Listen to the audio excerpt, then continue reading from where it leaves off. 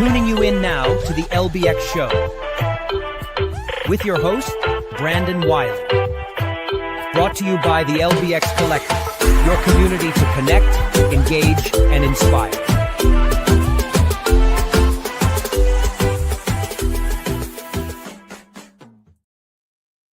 All right. Well, welcome everybody to the LBX Show for September 14th, 2025. We are just a couple of weeks away. It's like 8 weeks away from IAPA, but I'm already getting excited, getting ready for our big expo. But anyway, we have a compact show lined up for you today. It's pretty compact. I think that's the best word for it. So today we'll start off with the news you should know. Got a couple of things we want to talk about there. And then we'll roll right into an open and shut with Kevin Williams. And we're going to review all the latest openings and closings and trends from the last week. And you'll notice there might be a little bit of a pattern of like shopping mall locations announcing their openings. And that's it. Then we'll wrap up. So that being said, let's dive into some news you should know.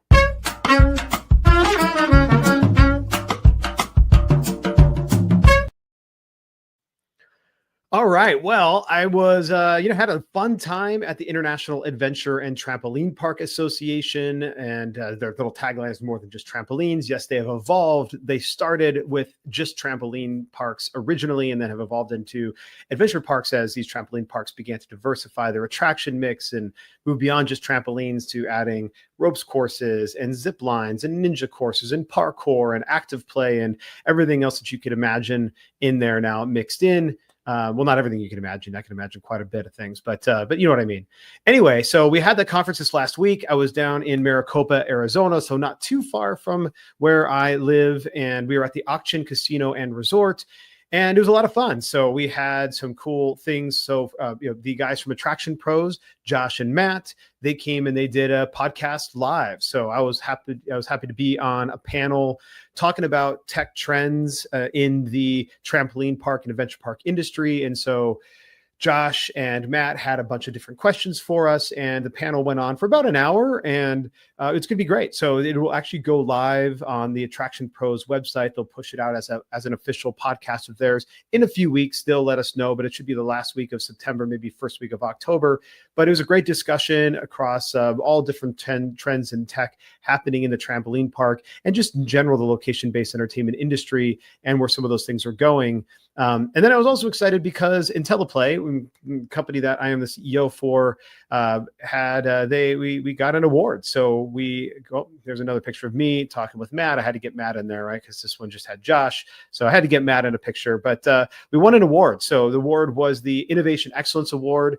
It's given to one company every year, or not necessarily every year, but this year it's on companies that are leading the way in innovation in technology or just in general in the trampoline park industry. And IntelliPlay has a really cool product. Not going to use this platform as a way to pitch that, but was very excited to have won this award, and looking forward to seeing if we get any more awards, especially the Brass Ring Award. So we'll see how that thing goes. But anyway, great time. Got to see a lot of great friends in the industry, and this is the first IATP I'd visited since 2019. And it is a different conference than it used to be. And the organizers, the board members did such a phenomenal job putting on a great conference. And it was a great trade show, and had a good time that week. So anyway, that is it for the IATP annual conference. And the next thing I want to talk about, I'm actually excited. We've talked about this on both Sound Off as well as Open and Shut on the LBX Show a few times before. But that's not that, but is a place called FastTrax, and they're opening a new massively large indoor go-karting track in Fort Myers, Florida. But that's just opened September 5th. So it is just opened, and I'm actually going to get a chance to go out there and check it out because I'm going to be down there next week for the grand opening / soft opening for Do the Beach. See what I did there? Soft play, soft opening for Do the Beach. And so it is a massive indoor inflatable layout, all designed and themed around the beach boardwalk and going into the beach. And so very, very excited about going and checking these guys out. This is done by the group behind Galaxy Multi Rides. And I'm very excited to just see what it is. And while I'm there, I'm going to be doing a recording for Behind Our Doors. So not only will we obviously see a few pictures that I'll present when we come back on the next show, but I'll also do a formal Behind Our Doors podcast and session with Mike Wincup, one of the founders of Do the Beach. And so, very excited to go check that out. But, naturally, while I'm down there, I've got to see some other attractions. And so want to go and see FastTrax. So they are a new FEC that opened, and they cost about 20 million or so to develop. And it has duck pin bowling as an arcade with 50 game arcade. And then the go-kart track is 2,000 feet in length. And they actually have 3 different tracks. They have a 200-foot mini track for ages 4 to 8. And then they've got 2 1,000-foot tracks. The blue track is for older kids, but also less experienced casual go-kart racers. And then they have their red track, which is for adults and more experienced racers, higher speeds, different turns, different drops, that kind of thing. But when you put together the 2,000-foot tracks, it actually becomes the largest indoor go-kart track in the state of Florida. So I'm excited to go try it out, go race. I'll do both the blue track and the red track when I'm there. And you know what? They'll probably come back with some photos, and we'll be able to do a little bit of a dig in there about those guys. I'm also really excited to try out the Neapolitan pizza. So they have a lounge called Nemo's Trackside Lounge. And it has just a range of different F&B options, but like chicken wings, pasta, ribs, cheesecake, and their Neapolitan style pizzas. Now, okay, what's great about that? Well, they're cooked in this Mara Forni brand commercial brick oven. I've had pizza from these ovens before. What's really unique is they can get temperatures up to 1,000 degrees on the inside on this rotating pizza stone. So the crust just comes out nice and crisp, and it's excellent. And it is, they're going to cook them around 800 degrees, but they can crank out 120 pizzas an hour, which I just thought was amazing. But that's partly because the heat of these ovens can cook this pizza so fast. It only takes about 90 seconds to 2 minutes to cook a pie. And so, yeah, I've got to try one of those. So we'll definitely report on my time at FastTrax, but felt like if I'm going to go down there for Do the Beach opening, because they're a new customer of IntelliPlay, I've got to get down and see FastTrax because I was excited about going the longest go-kart track in Florida. All right. So next we've got a Halloween experience. So this is I've talked about 9 Below before. They are a Milwaukee mini golf installation, and they're below Beans and Barley, which is like a bar, restaurant thing in Milwaukee. And it's this in the basement. They've got this little mini golf course, and they do different theming and they change theming around. But this will now be the 3rd year that they are hosting their haunted mini golf. So it's going to go from October 3rd to November 1st. They've redone a number of things, but basically it's like they say it's like 1 part cocktail and snack lounge, 1 part playful golf outing, and but it's got the whole Halloween vibe. So they can, the lights are dimmed down. They're surrounded by like this eerie ambiance. So I'll give you some photos here. So like they've got different things. There's surprises. There's golf challenges that are changed up specifically to be Halloween focused. And they actually will have like characters and stuff milling around. So you don't know when somebody's like going to pop out of a corner or come up and say something to you. And so, I think that's pretty cool. It's just, again, like kind of a party vibe down there in the basement, but all themed around Halloween. They then change up their F&B as well. So like you can see these 2 guests here, they're drinking these blood bags. And these are things that you can get just, you can order them online and from different F&B vendors, but they're the blood bags where like, you're drinking this cocktail out of this bag that looks like it's a bag that's dripping, blood into your veins. So anyway, they've done a great job. They do this as another 3rd year. And, this is just this is where, we talk about the news you should know. And the reason we're talking about this here is that if you haven't started your Halloween plans, like now is the time. You still can do it, right? Like their Halloween plans, they launched theirs, they're launching theirs October 3rd, right? So it's not October yet. It is the end of September, but you're already beginning to see, especially a lot of the theme parks beginning to roll out their decor and their fall festival things and their different haunts and everything else. And so this is a perfect opportunity to implement some sort of haunt experience or just even themed decor experience to get people to come back in and have a unique experience that is different than the normal one, right? Like this, everything is about driving that repeat visitation as much as you possibly can. Get it from 1.4, 1.8 visits per year to 2.5 or 3.2 or 4 visits per year because you've done different theming along the way. It's still time. You can still run to the store. You can still go to Home Goods or still go to Spirit or well, you can't go to Party City anymore, but you can go to all these different places and get some decor, get things, and figure out what you can do to change things up. You've got a couple of weeks before October comes around, so now it isn't too late. But if you're going to do it, you've got to start your planning now and get rolling. So that, my friends, is news you should know.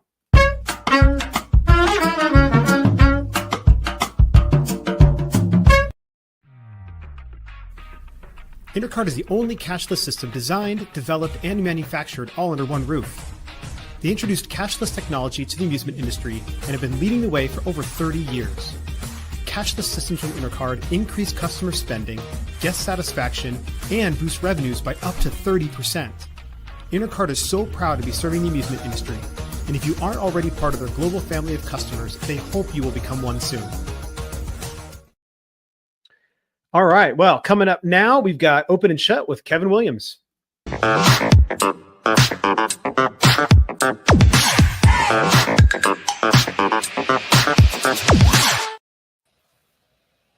Hey, a big hello to everyone, and welcome to this latest Open and Shut. Nice to have you back, Brandon.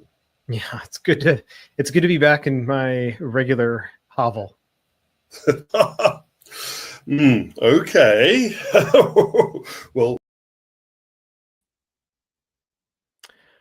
all right. Well, that was the wrong Open and Shut. So that was the one from last week. So let's get the right Open and Shut going on here. And yeah, in the meantime, we're going to just take a quick pause until we come back into the next Open and Shut.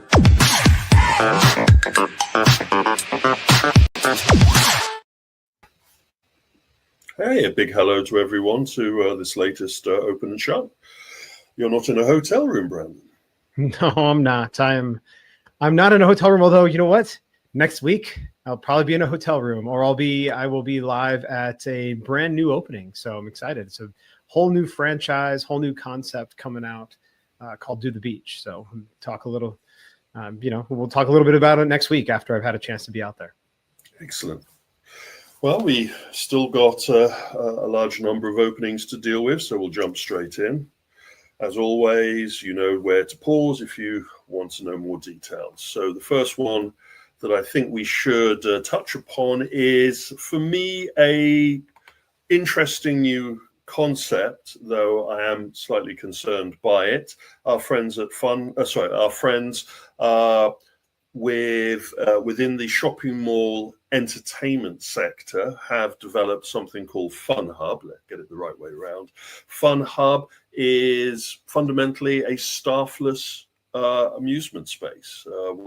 What has been defined by the company behind this as a leisure entertainment rollout. The venue has about 14 to 15 amusement pieces in there, is run by a payment app system, which you download, and then you can play the machines, and then you can bounce out the door. But this is a concept that is looked at to be going into empty shopping mall and retail center unit space. Oh, this is interesting. So it is fully unattended. There's no staff. Fully unattended. Yeah. Wow. Okay. Interesting. And so so I'm assuming, there's redemption. I'm trying to look in there. It looks like it's just merchandise and some video games. It doesn't look like there's much redemption in there. Prize machines. Yeah. So it's. Yeah, no ticket redemption systems. Yeah. Okay, got it. Interesting. Do we know, is this going to be like just pop-ups? So maybe they have a period of time where this lease is, or this space is empty for 6 months, but then they get a lease signed, and so then they move this to another empty space and another empty space. Is it intended to be moved around, or is this somebody coming in, taking these small spaces, but for long-term leases? Long-term lease for the first venue, at least. Pardon the pun. The issue is so far that the company involved in this has experience of placing those kiddie ride clusters within shopping malls on the broad walk of these facilities. And so they've migrated now into a dedicated facility of their own.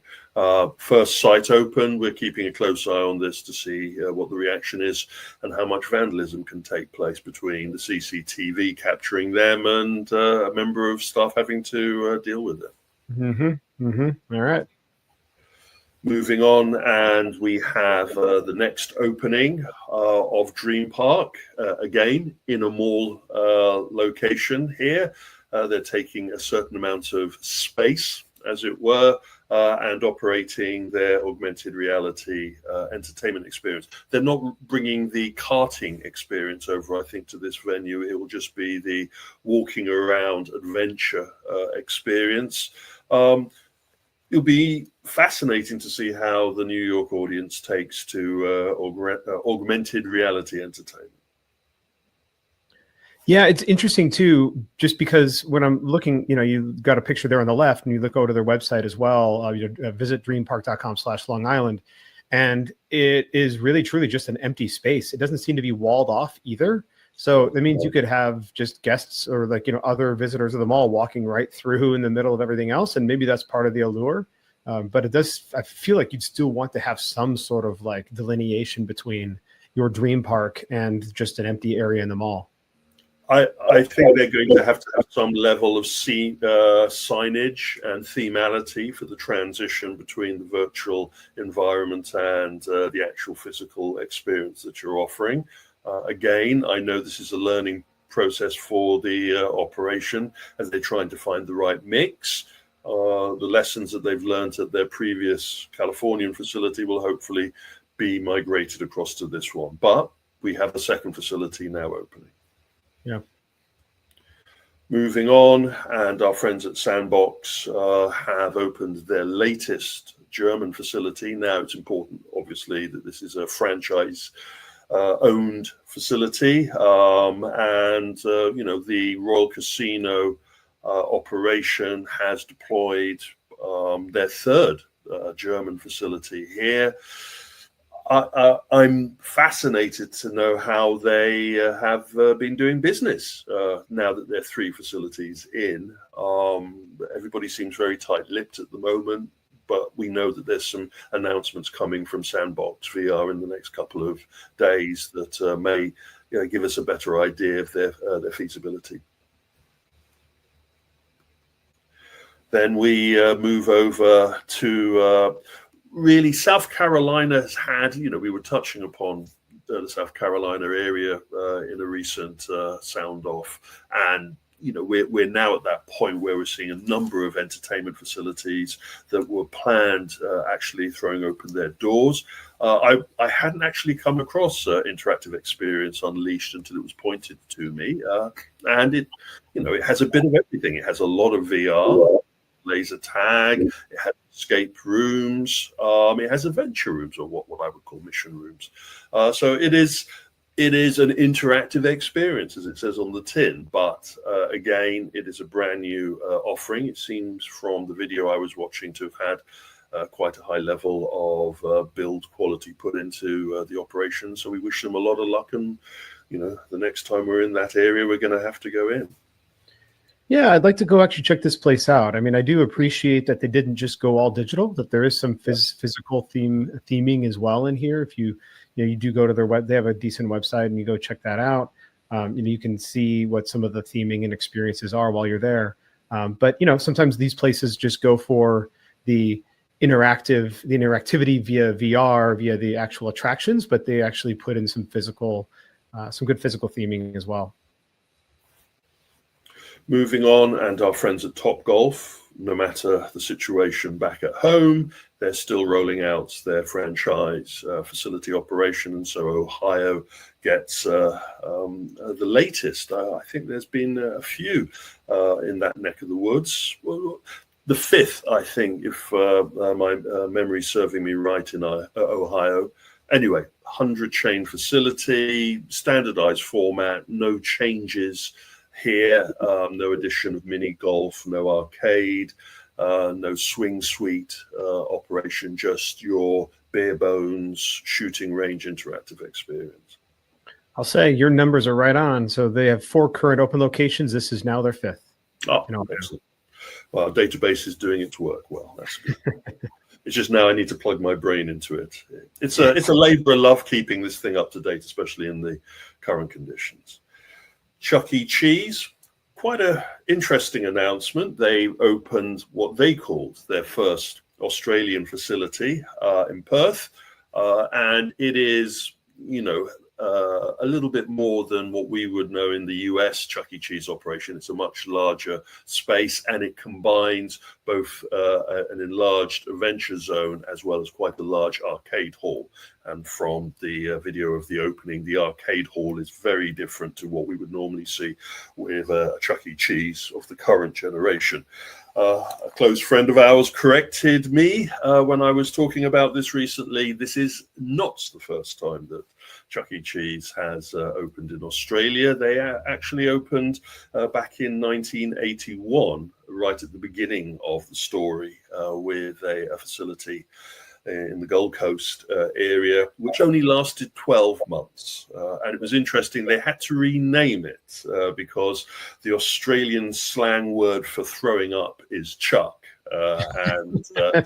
So Charlie's Pizza facility was opened and didn't seem to go down well with the locals. So we're hoping that this new interpretation does much better.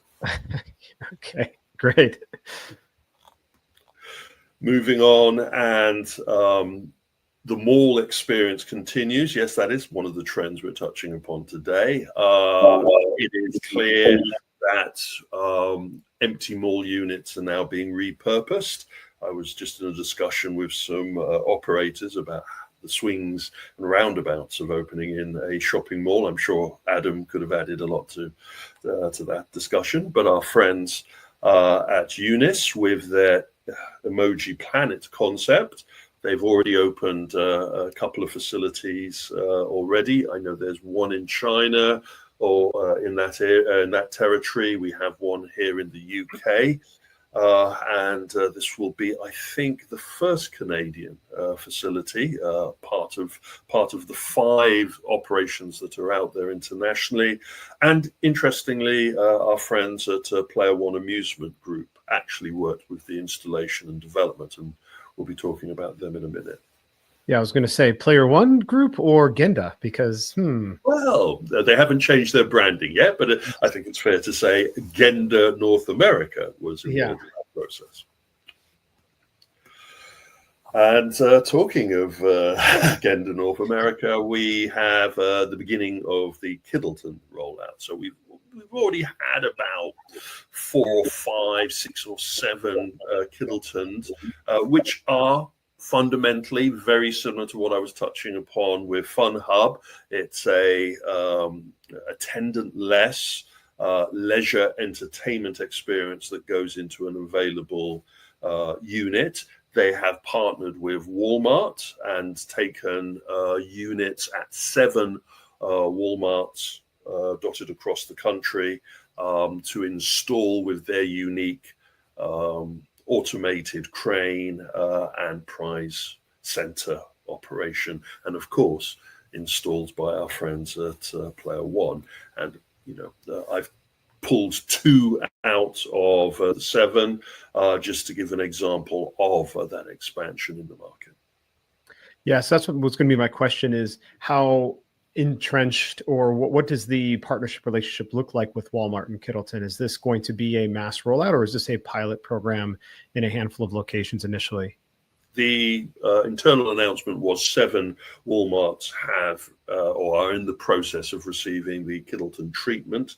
How many more of the hundreds of Walmart facilities are going to be converted? I don't have that information at the moment. Yeah, this, I think, works. This type of unattended facility works a little bit differently than obviously in the mall, because there are other staff members walking around. Like, this is, I think, just an augmented experience to the overall Walmart experience. So I would expect that there'd be less vandalism, less issues in a situation like this. Also, this is what Kiddleton does. I mean, they know how to go and do this type of installation and do it well and run it well and keep it stocked. And so would not be surprised that they have a much more successful time than than the other one we were talking about.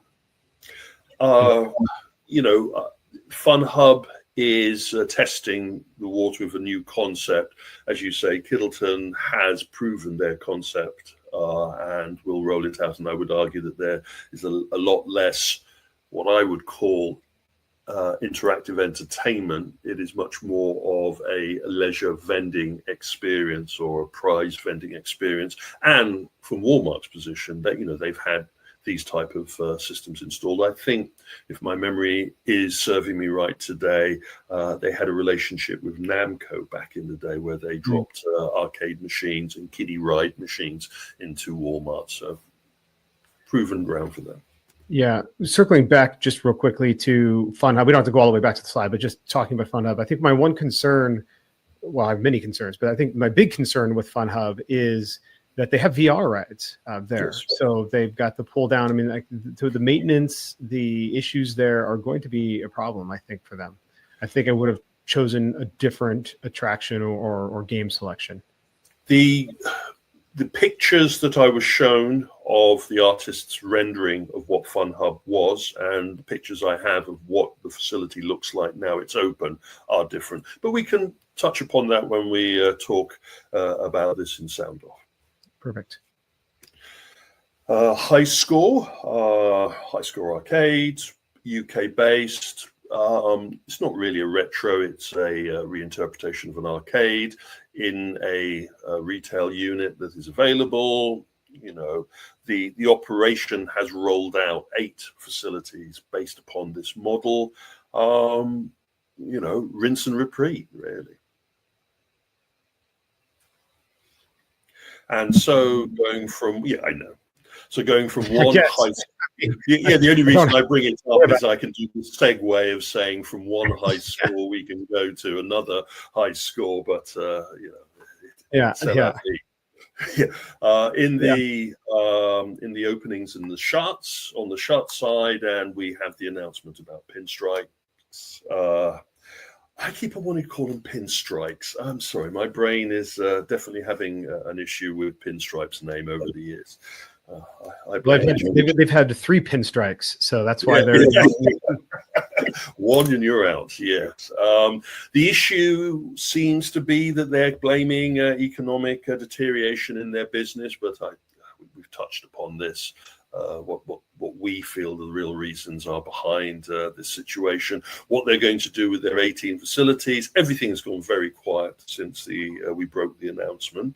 We were lucky enough to be one of the first to report this, and it seems success has many fathers, failure is an orphan. No one really does want to talk about this at the moment. We will wait and see. Yeah.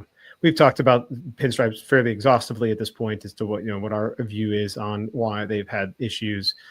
So I do hope that they do some sort of turnaround. I mean, we've seen many brands do a great turnarounds after bankruptcy. It is a vehicle to be able to get things straightened out. And so I hope that new leadership comes in and they're able to really figure out how to take these massively overbuilt venues and really make something successful with them. It's a business mentality. If you're looking at this as a failure that needs to be saved, you're coming with the wrong perception. This is an opportunity, so you need to learn from your lessons and then move forwards. But again, we can go into a little bit more about that kind of approach later on. And then High Score Arcade, or the highest, the highest. Higher score. It's lower now. So, talking about 3 strikes, you're out. Well, they've had their 3 strikes. They claim, whoever their publicist is, has been working overtime to say, we're saved. Now they're going again. And I think this one's going to stick. Yeah, they've tried a lot to keep this thing going, and basically they had what was the equivalent of donations to keep them alive for a period of time, and they even admitted that was the case on their website when they first launched that initiative. But yeah, sometimes inevitability takes hold. Oh yeah. One that I hadn't come across before, and I would have been interested to have seen it while it was still open. Battle Racing uses those electric carts in an unusual driving experience that had a level of interactivity. They also had some VR there and some amusement machines, all supported by beer, snacks, and the usual kind of older entertainment audience experience. Opened up in Miami, Florida, and it seems that it's, found it in the last couple of months difficult to continue, and so they announced on their social media that they would be closing their doors. Yeah, I'm well, now it's playing some of their other, there we go. Yeah. Super interesting facility. Yes. And I would have very much liked to have gone to this and tried it out. I mean, it looks like custom carts as well. I mean, I haven't seen this cart. I have. It's a Chinese manufactured cart, and the illuminated system on top is unique to them. So yeah, what I was talking about is the thing on top, and even some of their auxiliary attractions seem interesting as well, like a little bit custom developed. So yeah, it's they were trying to do something. It looks like just clearly, who knows what the economic issues were for them or business related issues, but definitely would have liked to have tried this. I hope that the team involved with this, keep at it. I think that the market out there could be interested in the blacklight interactive racing experience, but again, it does need saner heads and business acumen to achieve that. That's really it from my point of view. Though autumn we are now in, I am noticing that we are easing back a little bit on new openings being announced in the near term, and they're now talking more about 2026 openings and 2027 openings, and sadly the momentum on closing information is beginning to grow.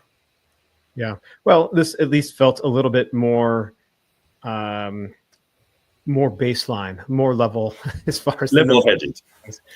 So anyway, was not quite the whirlwind that we had, although we had 2 weeks to cover last week. So let's hope that we can find a level of normality that we can deal with. Anyway, that's it from me. I wish you all a good one.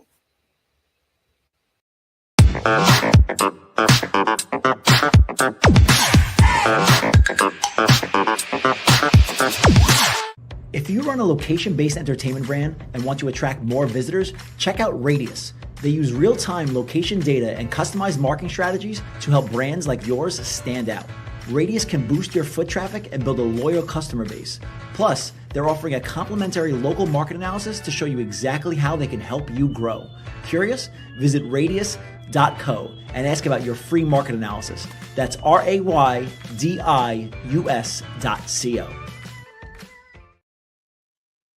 All right. Well, now that we got the actual correct open and shut to run, so a little bit of a glitch there, but that's all right.